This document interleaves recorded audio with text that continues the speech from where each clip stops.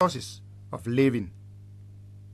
In as much as we welcome the creation of the national park, the greatest worry is that our people will be deprived of the forest, because the forest is our main source of livelihood.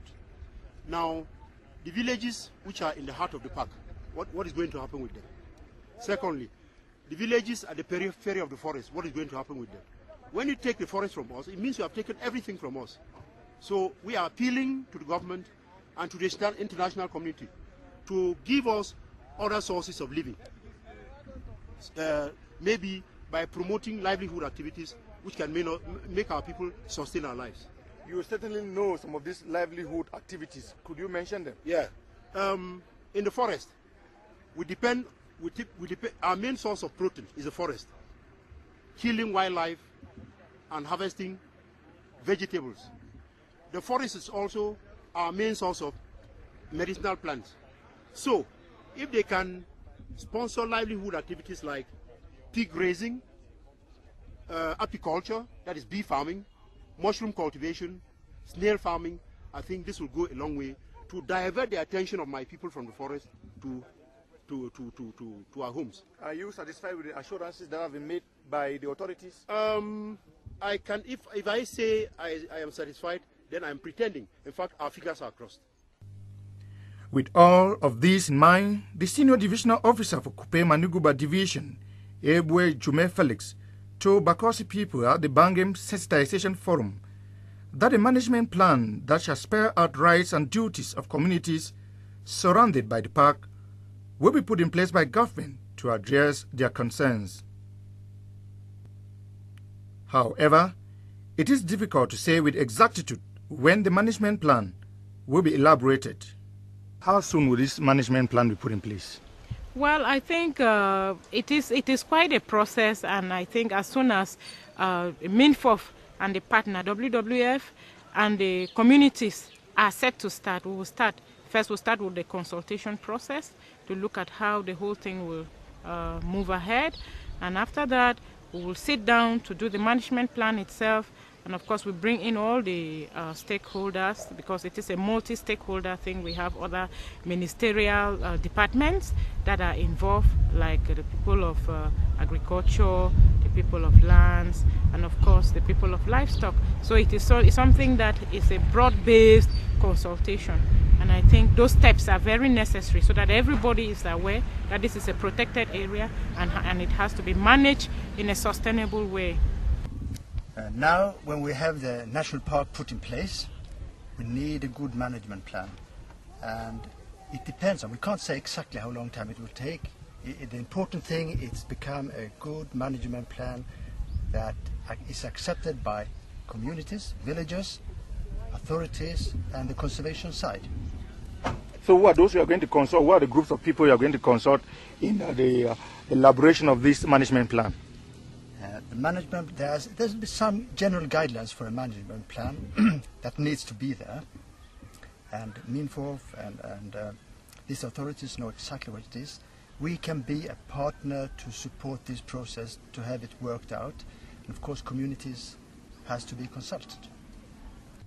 From every indication, the government of Cameroon and its partners like WWF Sweden are ready to honor their commitments vis-à-vis the Bakossi people for the enormous sacrifices they have to make. What makes this Bakossi National Park different from others? Oh, the Bakossi National Park is very special because there are endemic species in this area, and of course there are flagship species. What do I mean by flag species? Those species that are unique, like chimpanzees, and of course we have drills. And those are species that are endemic on the Cameroon mountain chain. And all of these species are found in the Bakossi National Park. Then of course there is a bird which is called the bush shrike, and that bird is endemic to this area. And beside that, there are many other species. So this is a very important area. It is a biodiversity hotspot, and so it is of particular interest, not only for Cameroon, globally. So it is a very important area for conservation. It was with all these assurances that the Bakossi chiefs led their august visitors from Sweden to the shrine to once again invoke these blessings of the ancestors and cement bonds of friendship and understanding.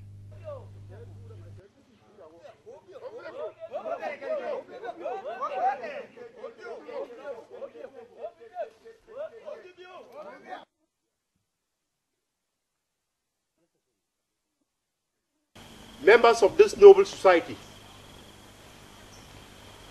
I seize this singular opportunity to present this symbolic staff to Mr. Lars Gustavsson,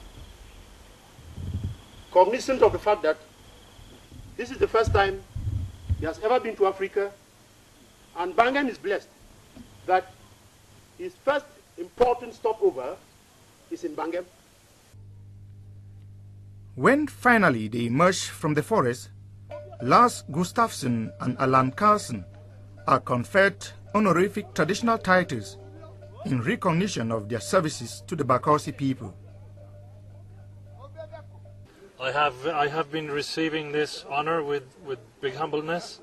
I take it as a recognition of the work that we've been doing with the local communities here, WWF, local communities, the government of Cameroon, to protect the natural treasures of the Bakossi National Park. WWF is an international conservation organization, and we're working to save nature with people all over the planet. The project we are running here together with the WWF Cameroon Coastal Forests Programme is of great importance because the high density of species and animals in the region. I think there is no way to save nature without involving the local communities, and sustainable development as we understand it is benefiting the people today without compromising the people's needs of tomorrow. We're in Cameroon for the long run, and clearly this is an important biodiversity spot. It's an important development area of not only Africa but also the planet. So we have no plans to exit out of Cameroon. To crown the traditional decorations and titles conferred on their visitors, the chiefs staged the Aham dance reserved only for members of the Aham secret society.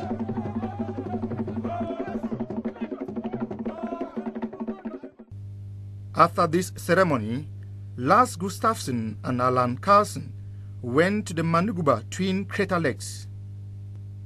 The lakes constitute an important touristic site in the Bakossi National Park.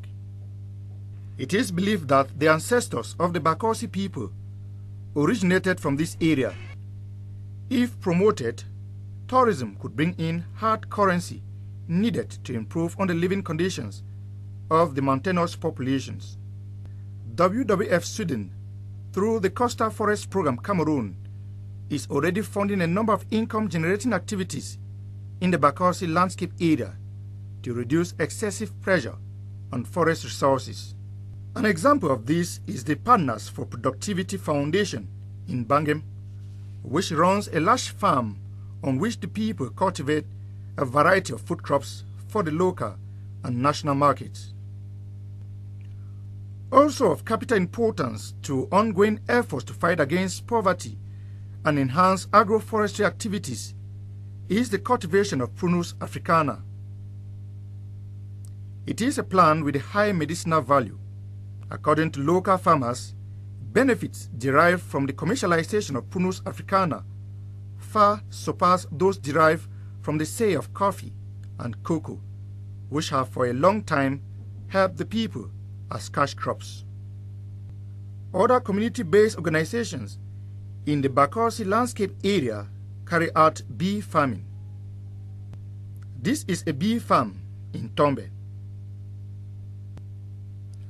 Income derived by the local population from this activity is quite important, as it helps the local farmers to send their children to school, pay for medication, and feed their families.